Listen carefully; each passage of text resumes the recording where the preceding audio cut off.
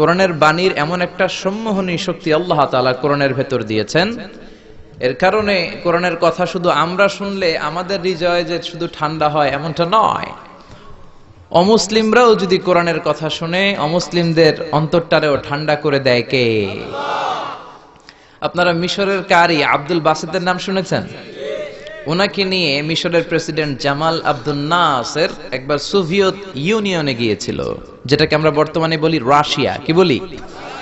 Russia. তৎকালীন সময় এটা ছিল সোভিয়েত ইউনিয়ন, এখন এটা হয়েছে রাশিয়া।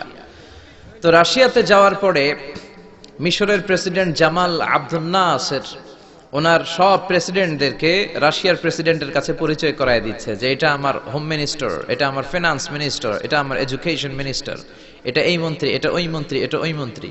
তো সব মন্ত্রীরা সুটেড বুটেড, প্যান্ট পরা, শার্ট পরা, টাই পরা, ব্লেজার পরা। কিন্তু কারি আব্দুল বাসিত ব্লেজার পরতেন না, উনি জুব্বা পরতেন। তো রাশিয়ার প্রেসিডেন্ট বলে, আপনার এইটা আবার কোন মন্ত্রী? সব মন্ত্রীর পোশাক একরকম, এর পোশাক আরেক রকম, এটা কোন মন্ত্রী?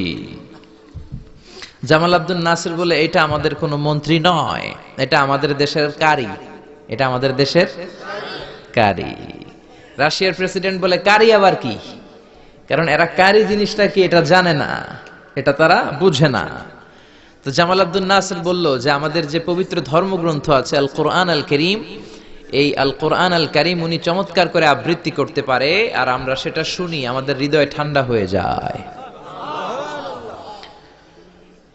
তো রাশিয়ার প্রেসিডেন্ট বলে, আজকে রাতে তো আমাদের একটা পার্টি আছে, নাইট পার্টি। কি পার্টি?